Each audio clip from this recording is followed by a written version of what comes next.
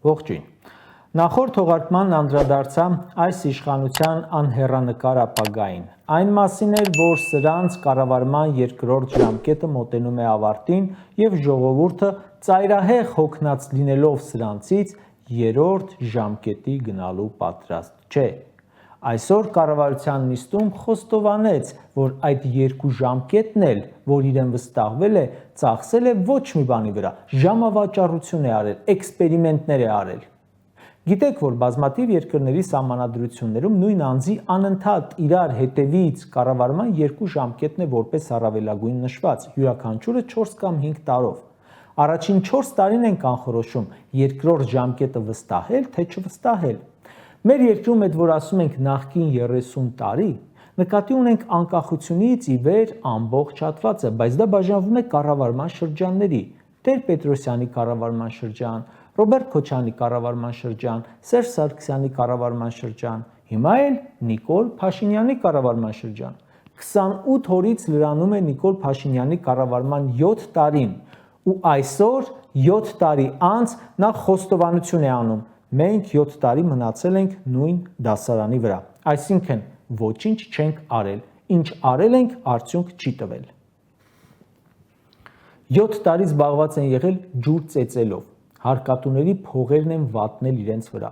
բայց անգամ այստեղ ինքնակննադատության մեջ է սուտ խոսում, որովհետև դուք նույն դասարանի վրա չեք մնացել, դուք գնացել եք առաջին դասարան, իջել եք 0։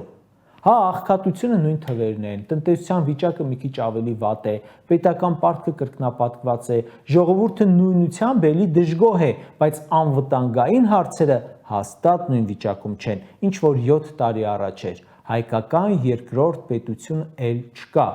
Մեր տարածքի մի մասն էլ ձեր թույլտվությամբ, համաձայնությամբ եւ համագործակցությամբ օկուպացված է, Հայաստանն էլ մնացել է առանց գործընկերոջ ու առանց աջակցության։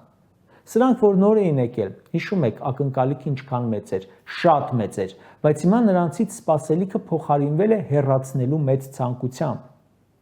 Ամերիկայից մորաքույրը զանգում ասում է, որ ծանրոց է ուղարկել, ուրախ անհամբեր սպասում են, 1.5 ամսում հազիվ հասնում է տեղ, մի փոքր փաթեթավորված բան, մեջը օգտագործված, բայց թարմ հագուստ մի քանի կտորի։ 3 տուփել ծամոն, էսա ծանրոցը։ Մենք ամիս ու կես անհամբեր սպասել ենք այս զիբիլի համար, ասում են նա։ Այո, Ժորժ ջան, դուք ծանրոց եք ստացել ու 7 տարի անց խոստովանում են, որ իրենք ոչ թե ծանրոց են, այլ ծանր բեռ։ Ասում եմ, մեզ 2018 թվականին խեղճ մարդու, անճար մարդու պաշտպան էին ընկալում, հիմա չենք ընկալվում որպես այդպիսին, ճիշտ է ասում, արագ հարստացած տղաներն ու աղջիկները արդեն ժողովրդի հետ լայաղել չեն անում շփվել։ Նամակներն ուղարկեք ազգային ժողով, կառավարություն, մեր աշխատակազմերին ու գնում կորչում են, ու մեղադրում են, դուք աղքատ եք, որովհետև գիտելիք չունեք։ Այսօր էլ խոստովանեցին, որ տգետ է նաև պետության թիվ 1 պաշտոնը զբաղեցնողը, ամբողջ թիմով։ Հիմա էլ ասում են, տգետ եք, որովհետև կառավարությունն է տգետ, ու տգետ եք, որովհետև տգետներին բերել եք կառավարություն։ Ու ինչպես որ մնացած ոչ մի դեպքում Նիկոլի նախարարները իրեն չեն հակադարձում, այնպես էլ հիմա չհակադարձեցին, երբ բոլորին անվանեց տգետ։ Դե եթե նրանք համաձայն են, նշանակում է մեր ջանքերն էլ իզուր չեն անցել, որովհետև 7 տարի մենք էլ խոսում ենք տգիտության, ոչ կոմպետենտության մասին։ Քասախ համայնքի բնակիչները բողոքի ցույց են անում, մայրուղի են փակել, ասում են 7000 բնակիչ ունեցող գյուղ է, քաղաքին կպած, ավտոբուսի գիծը ինչու եք հանել։ Այսօր սաղ ուղիղ եթերում ասում էին, բայց մենք մի մարդու նման Նիկոլին հո չենք ընտրել սրա համար։ Քասախցիները Նիկոլին ընտրելով 7 տարի նրա հետ միասին մնացել են նույն դասանի վրա։ Նրանց ոչ մի բանը չի փոխվել, բայց հիմա էլ ավելի է վատացնում մայրաքաղաքի հետ կապը կտրելով։ Նա վաղը ինչքան էլ անտարբեր լինի, գնալու է տեղամաս քեզ մերժելու։ Նույնը հարևան Պրոշյանում է, չկա ոչ մի բարեփոխում, բայց տրանսպորտն էլ հանել ես։ Պրոշյանցին ասում է, մեր գյուղի համար դու ոչ մի լավ բան չես արել, բայց բերել ես պատերազմ ու մեր գյուղի 18 տղու զոհ ես տվել քո սադրած պատերազմում։ Հիմա էլ այն վիճակն է ստեղծել, որ 75 տարեկան մարդը բողոքի ցույց է դուրս եկել, փողոց է փակում։ Հիմա այդ մարդիկ քեզ ինչի՞ պիտի վստահեն սրանից հետո։ 2018 թվականին քեզ ընտրել են Տավուշի մարզի բոլոր սահմանամերձ գյուղերի բնակիչները, 2021-ին էլ։ Այսօր կարդում եմ Կիրանց, Բաղանից, Ոսկեպար, Բերքաբեր գյուղերում, որտեղ թուրքը եկել մտել է տները, աշնանացան համարյա չեն արել, անվտանգ չէ։ Դու այդ գյուղերի մարդկանց համար նույն դասարանի վրա չես մնացել, դու իջել ես ներքև, գնացել ես առաջին դասարան, իջել ես 0։ Խելքները հացի հետ են կերել, որ քեզ հավատան սրանից հետո, այն էլ քո խոստովանությունից հետո, որ քեզ մոտ 7 տարի ոչինչ չի ստացվել։ Սրանք ասում էին, մեր երկրի մի 30% գյուղատնտեսությունն է, վատ վիճակի մեջ չեն, գյուղացին կորած է, գալիս ենք փրկենք։ 7 տարի իշխանության են, այսօր ասում են գյուղացի ջան, այն որ ասում ենք պետք է փրկենք, 7 տարվա մեջ ինչ ծրագիր որ արել ենք, տապալվել է։ Հիմա գյուղատնտեսության վիճակն էլ ասում են ճգնաժամային է։ Դիմում եմ բոլոր գյուղացիներին, հարգելի ժողովուրդ, նա խոստացել է, որ գյուղում ու Երևանում ապրողի կենցաղը, ապրելակերպը, բարեկեցությունը համարյա նույնն է լինելու։ Դու բահի փոխարեն կոստյումով ու գրիչով գնալու ես հող մշակելու։ Սաղ քո փոխարեն անելու է տեխնիկական առաջընթացը։ Հիմա ասում է 7 տարում կառավարությունը գյուղատնտեսության վերաբերյալ տասնյակ որոշումներ է կայացրել, էքսպերիմենտներ են կարել, բայց ոչ մեկի հիմնավորում չուներ ու արդյունք չի տվել։ Էքսպերիմենտներ են կարել ու սխալ ենք դուրս եկել։ 6 տարի առաջ խելացի անասնագոմերի որոշում են կայացրել, 6 տարում ընդամենը 58 գոմ են սարքել։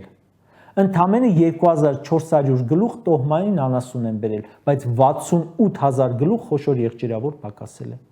Ասում եմ, ես խոստացել եմ, որ ինչպես վարդակը, որ միացնում ես, լույսը վառվում է, այդքան էլ հեշտ պետքա ոռոգման ջուր ունենաս, բայց չունես, որովհետև դա էլ եմ տապալվել, դա էլ էր էքսպերիմենտ։ Ու վաղը որևէ գյուղացու մտքով ինչ պետքա անցնի, երբ որ գնա տեղամաս ու Նիկոլի անունը տեսնի քվեաթերթիկում։ Այսօր հողի հետ աշխատող, ֆերմա ունեցող որևէ մարդ չնչին բացառությամբ Նիկոլին քվե վստահելու հիմնավորում ինքը իր համար չունի։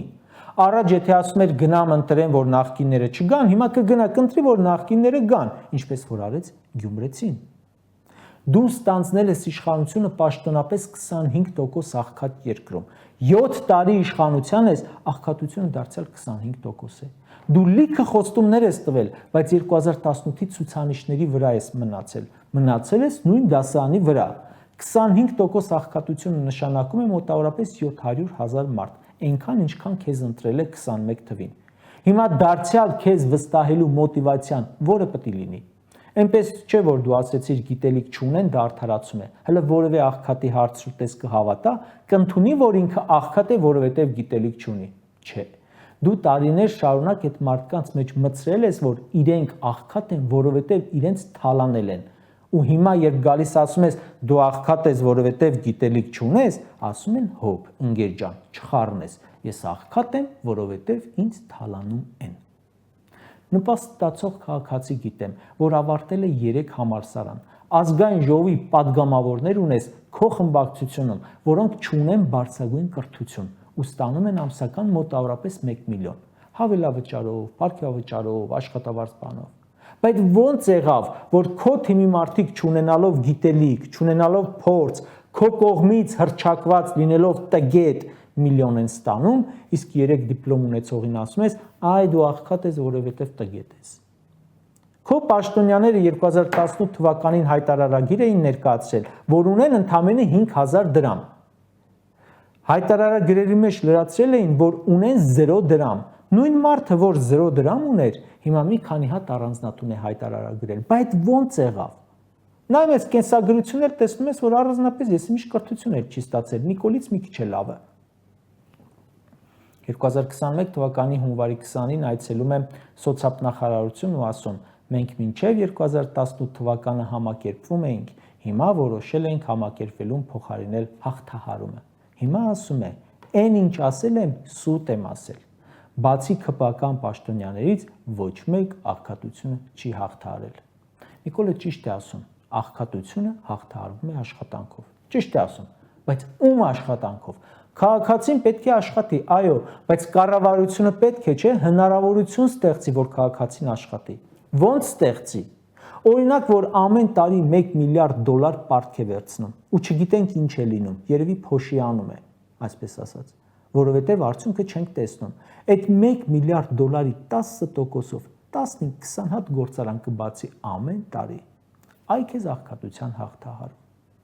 Ապրիլի 14-ից ՓՄՁ ներկայացուցիչները վերսկսելու են իրենց բողոքի ակցիաները, որովհետև շրջանառության հարկի բարձրացումը նրանց անելանելի վիճակի մեջ է դրել, բիզնեսները փակում են։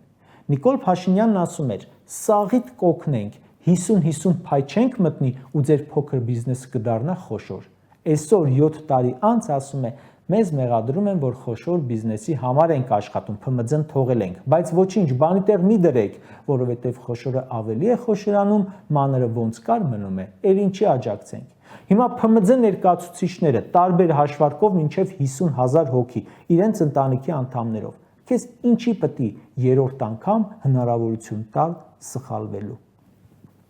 Կարճ ասած,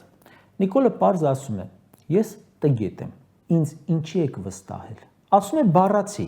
«Մենք տգետ ենք եւ ձեզ մղում ենք աղքատության գիրկը»։ Նա խոստովանում է այն, ինչ մենք ասում ենք 7 տարի։ Սա նշանակում է, որ շուտով սպասվող արտահերթ կամ հերթական գործընթացներում եւս մեկ անգամ նրանց վստահելով, ընդհանրապես թույլ ես տալիս, որ անցնի եւս 5 տարի, դու այդ ընթացքում մնաս նույն վիճակում կամ ավելի վատ վիճակում, ինչպես ցույց տվեց փորձը։ Իր թիմը էլի հարստանա, ինչպես ցույց տվեց փորձը, ու քեզ ասի 13 տարի մնացել եմ նույն դասանի վրա։ Բայց նա 13 տարի չի մնա նույն դասանի վրա, որովհետև արդեն սկսել է այդ դպրոցի, այդ դասարանի քանդումը։ Նիկոլը ամեն օր իր ելույթներով, որոշումներով, օրենքներով, խոսելով, գրելով ինձնից ու մնացած բոլորից լավ հիմնավորում է, թե ինչու պետք է նրան չվստահել։